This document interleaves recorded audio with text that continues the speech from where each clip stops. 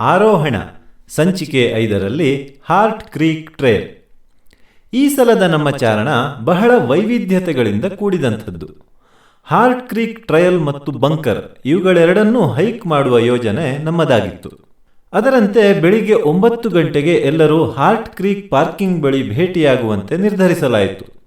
AA battery power pack ನೇತೃತ್ವದ, ಅಂದರೆ ಆದಿತ್ಯ ಹಾಗೂ ಅನುಷಾ ಅವರ ನೇತೃತ್ವದ 7 ಜನರ ಯುವ ತಂಡ ಸಮಯಕ್ಕೆ ಸರಿಯಾಗಿ, ಅಂದರೆ 9 ಗಂಟೆಗೆ ಟ್ರೈಲ್ ಹೆಡ್ ತಲುಪಿ ಚಾರಣ ಆರಂಭಿಸಿದರೆ, ನಮ್ಮ ಫ್ಯಾಮಿಲಿ ಗ್ರೂಪ್ನ ಲೀಡರ್ ಬೆಳಗ್ಗಿನ ಜಾವ ಸ್ವಲ್ಪ ಚಳಿಗೆ ಜಾಸ್ತಿ ನಿದ್ದೆ ಮಾಡಿ ತಡವಾಗಿ ಎದ್ದ ಕಾರಣ ಒಂದರ್ಧ ಗಂಟೆ ತಡವಾಗಿ ತಲುಪಿದೆವು.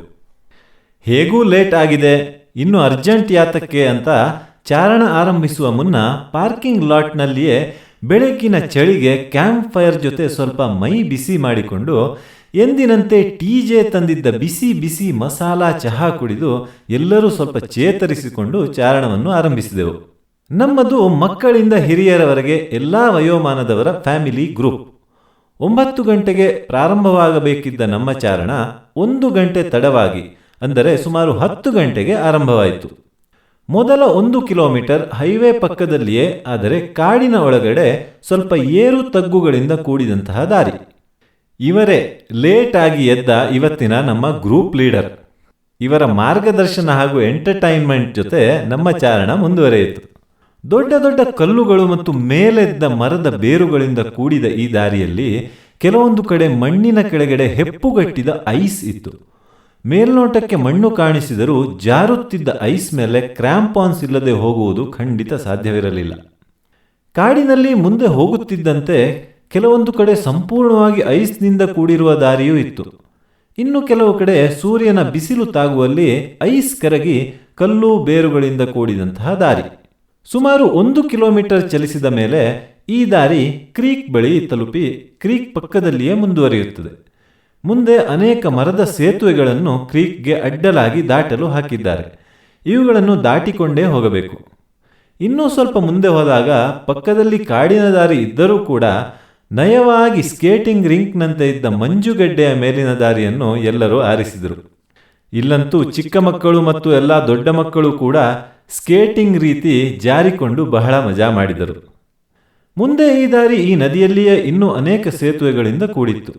ಇವುಗಳನ್ನೆಲ್ಲ ದಾಟುತ್ತಾ ಮಧ್ಯ ಮಧ್ಯೆ ನಿಂತುಕೊಂಡು ಫೋಟೋಗಳನ್ನು ತೆಗೆಸಿಕೊಳ್ಳುತ್ತಾ ಮುನ್ನಡೆದವು.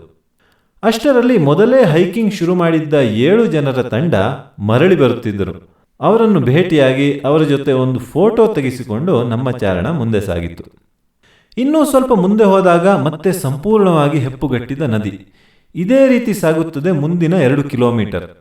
ಒಟ್ಟಿಗೆ 4 ಕಿಲೋಮೀಟರ್ ಕ್ರಮಿಸಿದಾಗ ಎಡಭಾಗದಲ್ಲಿ ಹೆಪ್ಪುಗಟ್ಟಿದ 2 ದೊಡ್ಡ ಜಲಪಾತಗಳು ಕಾಣಿಸಿದವು.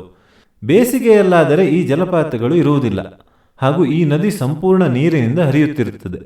ಇಲ್ಲಿಂದ ಒಂದು ಚೂರು ಮುಂದೆ ಹೋದರೆ ಈ ಟ್ರೈಲ್ ಇಲ್ಲಿಗೆ ಮುಗಿಯುತ್ತದೆ. ಅಲ್ಲಿ ಕುಳಿತುಕೊಳ್ಳಲು ಬೆಂಚುಗಳನ್ನು ಹಾಕಿದ್ದಾರೆ. ಇಲ್ಲಿ ಕಲ್ಲುಗಳ ಸಂದಿಯಿಂದ ನೀರು ಹರಿದು ಬರುತ್ತಿರುತ್ತದೆ. ಅಲ್ಲೊಂದು ವಾಟರ್ ಫಾಲ್ ಇದ್ದರೂ ಕೂಡ ಅದು ಕಾಣಿಸುವುದಿಲ್ಲ. ಇದನ್ನು ನೋಡಬೇಕಾದರೆ ನೀರಿನಲ್ಲಿಯೇ ನಡೆದುಕೊಂಡು ಹೋಗಬೇಕು. ಚಳಿಗಾಲದಲ್ಲಿ ಇದು ಕಷ್ಟ ಸಾಧ್ಯ. ಇಲ್ಲಿ ಸ್ವಲ್ಪ ಸಮಯ ಕಳೆದು ತಂದಿರುವ ಎಲ್ಲ ತಿಂಡಿ ತಿನಿಸುಗಳನ್ನು ತಿಂದು ಫೋಟೋಗಳನ್ನು ತೆಗೆಸಿಕೊಂಡೆವು. ಇದೊಂದು ಬಹಳ ಜನಪ್ರಿಯ family friendly all season hiking trail. ಆಮೇಲೆ ನಿಧಾನಕ್ಕೆ ಹೈಕಿಂಗ್ ಮುಗಿಸಿ ವಾಪಸ್ ಪಾರ್ಕಿಂಗ್ ಲಾಟ್ ಬಳಿ ಬಂದಾಗ ಮಧ್ಯಾಹ್ನ 12:30. ಇನ್ನೇನು ಊಟದ ಸಮಯ ಆಯ್ತು ಅಂತ ಎಲ್ಲರೂ ತಂದಿರುವ ಗಂಟುಗಳನ್ನು ಬಿಚ್ಚಿದೆವು. ಹೈಕಿಂಗ್ ಮಾಡಿ ಹಸಿದಿದ್ದ ಮಕ್ಕಳು ಮತ್ತು ಇನ್ನೂ ಕೆಲವರು ಮೊದಲು ಒಂದು ರೌಂಡ್ ತಂದಿರುವ ಚಪಾತಿ, ಪಲ್ಯ, ಮೊಸರು, ಚಟ್ನಿ ಪುಡಿ ಚೆನ್ನಾಗಿ ಬಾರಿಸಿ ಬೆಂಕಿಗೆ ಮೈ ಕಾಯಿಸುತ್ತಾ ಅಡಿಗೆ ಶುರು ಹಚ್ಚಿಕೊಂಡೆವು. ಬಿಸಿ ಬಿಸಿ ಇಂಡಿಯನ್ ನ್ಯಾಷನಲ್ ಫುಡ್ ಅಂದರೆ ಮ್ಯಾಗಿ ಹಾಗೂ ಚಹಾ ತಯಾರಿಸಿದೆವು. ಚಳಿಯಲ್ಲಿ ಹೈಕಿಂಗ್ ಮಾಡಿ ಬಿಸಿ ಬಿಸಿ ಮ್ಯಾಗಿ ತಯಾರಿಸುವುದು ನಮ್ಮದೊಂದು ಸಂಪ್ರದಾಯ. ಚಹಾ ಜೊತೆ ತಿನ್ನಲು ಪಾರ್ಲೇಜಿ, ಮಾರಿ ಬಿಸ್ಕೆಟ್ಟು ಹಾಗೂ ರಸ್ಕ್ ಕೂಡ ತಂದಿದ್ದೆವು. ಎಲ್ಲರೂ ಬಿಸಿ ಬಿಸಿ ಮ್ಯಾಗಿ ತಿಂದು ಹೊಟ್ಟೆ ಹಾಗೂ ಮೈಮನ ತುಂಬಿಸಿಕೊಂಡೆವು. ಅಷ್ಟರಲ್ಲಿ ಆಗಲೇ ಬಂಕರ್ ಹೈಕ್ ಕೂಡ ಮುಗಿಸಿ ಬಂದ ತಂಡದವರು ನಮ್ಮ ಜೊತೆ ಚಹಾ, ಕಾಫಿ, ರಸ್ಕ್ ಮತ್ತು ಮಿಕ್ಕಿರುವ ಸ್ವಲ್ಪ ಮ್ಯಾಗಿಯನ್ನು ಎಲ್ಲರೂ ಹಂಚಿಕೊಂಡು ಚಪ್ಪರಿಸಿದರು. ಒಟ್ಟಾರೆಯಾಗಿ 20ಕ್ಕೂ ಹೆಚ್ಚು ಕನ್ನಡಿಗರು ಈ ಸಲ ಚಾರಣಕ್ಕೆ ಬಂದಿದ್ದರು. ಅಲ್ಲಿಂದ ಮುಂದೆ ನಮ್ಮ ಬಂಕರ್ ನೋಡುವ ಯೋಚನೆ ಸದ್ಯಕ್ಕೆ ಕ್ಯಾನ್ಸಲ್ ಮಾಡಿ ದಾರಿಯಲ್ಲಿ ಬರುತ್ತಾ ಹೆಪ್ಪುಗಟ್ಟಿದ ಗೋಸ್ಟ್ ಲೇಕ್ ಮೇಲೆ ಸ್ವಲ್ಪ ಕಾಲ ಕಳೆದು ಚಾಲಕರು ವಾಹನಗಳನ್ನು ಚಲಾಯಿಸುತ್ತಾ ಮಜಾ ಮಾಡಿದರೆ ಮಕ್ಕಳು ಐಸ್ ಮೇಲೆ ಆಟ ಆಡುತ್ತಾ ಸ್ವಲ್ಪ ಕಾಲ ಕಳೆದರು.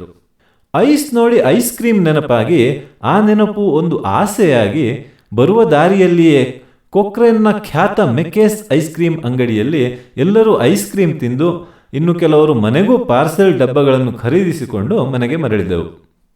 ಒಟ್ಟಾರೆಯಾಗಿ ಈ ಚಾರಣದ ಜೊತೆಗೆ ಒಂದು ಪಿಕ್ನಿಕ್ ಕೂಡ ಮಾಡಿದಂತಹ ಅನುಭವವಾಗಿತ್ತು ಈ ಸಲ. ಮುಂದಿನ ಸಂಚಿಕೆಯೊಂದಿಗೆ ಮತ್ತೆ ಭೇಟಿಯಾಗೋಣ. ಧನ್ಯವಾದಗಳು.